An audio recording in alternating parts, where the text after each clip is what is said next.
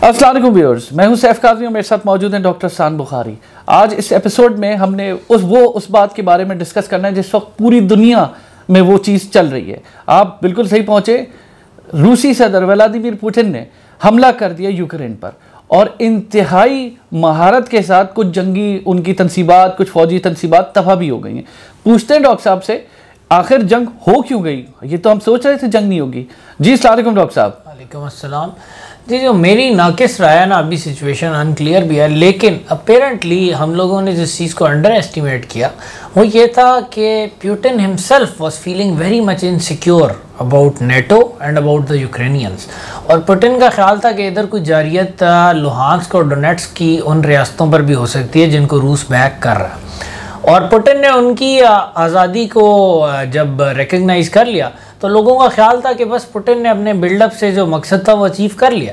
लेकिन अचानक फिर पुतिन ने यूक्रेन पर हमला भी कर दिया, जिससे ज़ाहिर होता है कि पुतिन के मकासद लिमिटेड बिल्कुल भी नहीं थे, बल्कि अब वो फुल ऑन एक एग्रेसिव तरीके से आए हैं। और ये वो बिहेवियर है जो कि अनएक्सपेक्टेड इस तरह भी है कि वर्ल्ड वॉर 2 से पहले तो ये बिहेवियर बड़ी पावर्स में बड़ा कॉमन था, लेकिन वर्ल्ड वॉर 2 के बाद ऐसी एपिसोड्स बहुत ही कम हुई हैं। यूजुअली अफाम व तफहीम और डील से मसले तय होते रहे, लेकिन पुतिन ने बड़ा क्लियरली अपनी अग्रेसिव इंटेंट के जरिए शो कराया जंग है तो जंग ही सही पर। डॉक्टर साहब, we'll do what we want to do, and I think what he wants probably now is going after a full regime change in Ukraine। अब वो चाहते हैं कि यूक्रेन की मौजूदा गवर्नमेंट ख़त्म हो जाए, यूक्रेनी नेशनलिस्टों का यूक्रेन पर से इक़्तिदार ख़त्म हो जाए, और वो जो उनका एक ख्वाब है कि यूक्रेन और रूस बिल्कुल साथ साथ चलें यकजान दो कालिब होकर, जैसे कि रूस के बेलारूस के साथ रिलेशन है वैसा ही यूक्रेन के साथ भी वो इस्टेब्लिश करना चाह रहे हैं।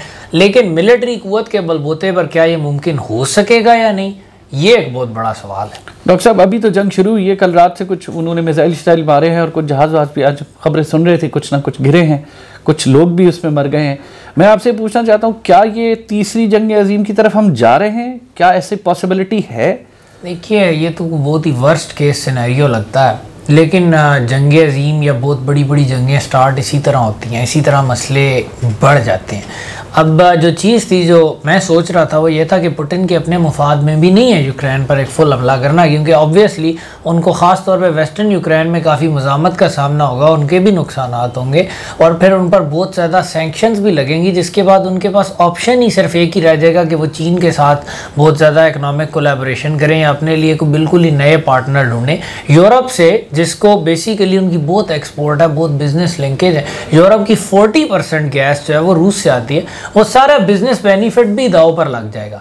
तो मेरा नहीं ख्याल था कि वो ये करेंगे स्टेप, लेकिन he did that. That means कि पुतिन का ख्याल है कि अब टाइम आ गया कि goodbye to the West, goodbye to the Americans. और ठीक है, वो चीन गए, चीनियों ने उनको अच्छा रिस्पॉन्स दिया, उन्होंने कहा ठीक है, come what may, now the test of arms will decided. और ये जो साइकोलॉजी है ना, इसके बाद अब अमेरिका के सामने ऑप्शन क्या रह जाते हैं? एक तो ये है कि वो रूस को उलझाने की कोशिश करे यूक्रेन के अंदर एक लंबी जंग की सूरत में, उस सूरत में चीन भी रूस की मदद को आ सकता है। ये भी हो सकता है कि रूस जो है वो अगर यूक्रेन में एक प्रोलॉन्ग कॉन्फ्लिक्ट में उसी तरह नाकाम हो जाता है जैसे अफगानिस्तान में हुआ था, तो पुतिन के इक़्तिदार को भी डस पड़ सकती है, रूस की पावर को भी डस पड़ सकती है। दूसरी तरफ अगर पुतिन जो है वो अपने मुकम्मल एम्स हासिल किए बगैर ही यूक्रेन को छोड़ देते हैं कुछ अरसे के बाद, तो ये चीज़ भी उन पर एक पुअरली रिफ्लेक्ट करेगी। फिर अमेरिकन अगर पुतिन की इस जारियत को बर्दाश्त कर लेते हैं, उनको बहुत ज़्यादा उनके खिलाफ स्टेप्स नहीं लेते, तो अमेरिकन की अपनी क्रेडिबिलिटी बहुत सफ़र करेगी कि आप किस टाइप की वर्ल्ड पावर है, आपको तो जो रूसी चाहते हैं वो करते हैं और आप तो किसी को प्रोटेक्शन देने के काबिल ही नहीं है। एक क्रेडिबिलिटी सफ़र करती है। पावर की इक्वेशंस हमेशा क्रेडिबिलिटी पर बहुत ज़्यादा सेंटर करती हैं, इसके लिए हर बड़ी पावर अपनी क्रेडिबिलिटी और रेपुटेशन को मेंटेन करने की कोशिश करती है। अब रूस ने तो, वो कहते हैं ना, रूस ने तो गैम्बिट लॉन्च कर दी, रूस ने तो शो कराया पूरी दुनिया को कि वो अग्रेशन की आखिरी हद तक भी जा सकते हैं। अब मसला अमेरिका पर है कि अमेरिका कैसे रिस्पॉन्ड करता है। वो बहुत वीक रिस्पांस भी नहीं देता चाहते, बहुत स्ट्रॉन्ग रिस्पांस की सूरत में तो वर्ल्ड वॉर 3 का खतरा भी सर पर मंडला रहा है। तो अमेरिका के सामने भी एक टफ इक्वेशन है। फिर चीन का बिहेवियर बहुत इंपॉर्टेंट है, जो कि एक और बहुत बड़ी पावर है कि चीन किस तरह बिहेव करता है सारे सिनेरियो में। क्या वो फुली रूस को बैक करते हैं?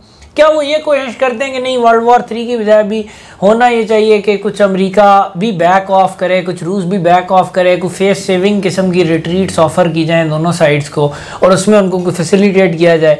मतलब चाइना का बिहेवियर भी बहुत इंपॉर्टेंट है। या चाइना क्या इस तरफ जाता है कि चाइना कहता है अच्छा अमेरिका रूस के साथ बिजी हो गया, हम ताइवान पर कोई नया पेंडोरा बॉक्स खोल देते हैं। अगर वो एग्रेशन की स्ट्रेटजी फॉलो करें तो इस तरफ भी जा सकते हैं। अगर चाइना ने ऐसा कुछ किया तो फिर वर्ल्ड वॉर 3 का खतरा बहुत ज़्यादा बढ़ जाएगा। लेकिन again I think that would not be the case. Probably China will back Russia to an extent, अमन के लिए कुछ थोड़ा सा नहीं करेगा, हाँ। लेकिन बैक करेगा रूस को, और चाइना चाहेगा कि रूस और अमेरिका की ये कन्फ्रंटेशन ज़्यादा से ज़्यादा अरसा बरकरार है, ताकि अमेरिका की क्रेडिबिलिटी सफ़र करे, अमेरिका के रिसोर्सेज रूस की तरफ डाइवर्ट हो, दूसरी तरफ रूस के पास चीन के अलावा ऑप्शन ही कोई ना रहे और रूस अपने आप को चीन के साथ मजीद बाइंड कर ले। ठीक डॉक्टर साहब, पाकिस्तान को इस लड़ाई में पाकिस्तान का क्या स्टांस होना चाहिए? पाकिस्तान को इसमें क्या कोशिश करनी चाहिए कि वो रूस के साथ मामला स्टैब्लिश करे, अमेरिका या नेटो के साथ मामला स्टैब्लिश करे, उसको किस तरफ देखना चाहिए? अब ना असल में ये जब भी कोई जंग होती है ना, सिचुएशन बहुत अनसर्टेन हो जाती है। अब आपके लिए फैसला करना भी बहुत मुश्किल हो जाता है। एक तो हमें पता नहीं कि अब इस लड़ाई का नतीजा क्या निकलेगा, रूस जीतेगा, अमेरिका जीतेगा, आप गलत साइड को बैक कर दें, आप बहुत सख्त नुकसान में पड़ जाएंगे।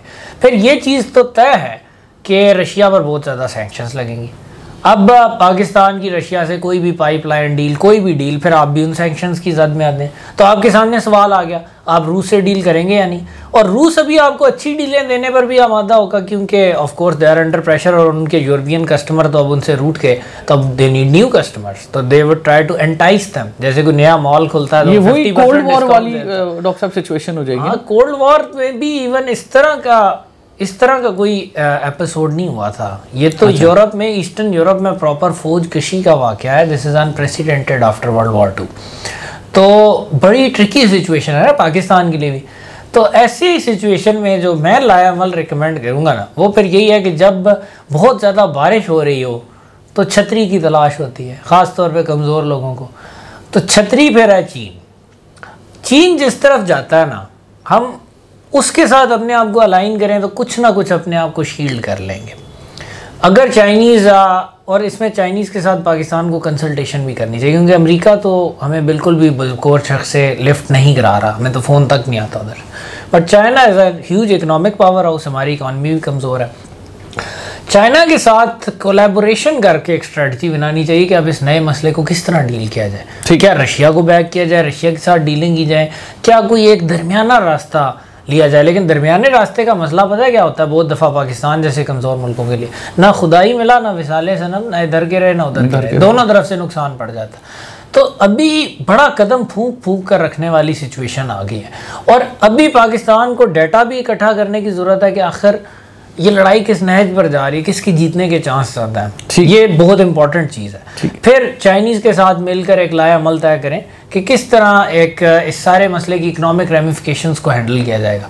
फिर डोमेस्टिकली भी हमने अपने आप को मेंटेन रखना है, क्योंकि अब पेट्रोल की कीमतें और इन सारी चीज़ों में दुनिया में एक लहर आ सकती है महंगाई की। नहीं, एक तो कोविड ने काफ़ी ग्लोबल इकॉनमी का बेड़ा गर्क किया, उसके बाद अब ये जब भी इस तरह की लड़ाइयाँ और अनस्टेबिलिटी शुरू होती है ना, ये फिर फैलना शुरू हो जाती है। तो हम इस खित्ते को इंस्टेबिलिटी से हर कीमत पर बचाना चाहते हैं। फिर इंडिया को भी नित नए ख्यालात आ सकते हैं, रूस कर सकता है, इंडिया भी कोई एडवेंचर कर सकता है। मोदी तो वैसे इलेक्शन में अभी उधर भी महंगा हो गई ना चीज़ें, और इलेक्शन भी आ रहे हैं, अभी यूपी में इलेक्शन है, ठीक है, 2024 में उन्होंने नेशनल इलेक्शन भी देखना है। इंडिया में स्टेट इलेक्शंस वैसे भी चलते रहते हैं थ्रू आउट, तो मोदी भी कोई मिस एडवेंचर कर सकते हैं।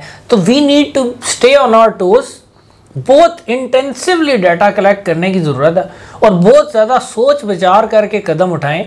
लेकिन जो भी कदम उठाएं फिर उस पर जाम जाए, क्योंकि बार बार अगर आप अपनी स्ट्रेटजी को चेंज करेंगे ना, फिर वही वाली बात है कि आप किसी के लिए भी रिलायबल पार्टनर नहीं रहेंगे।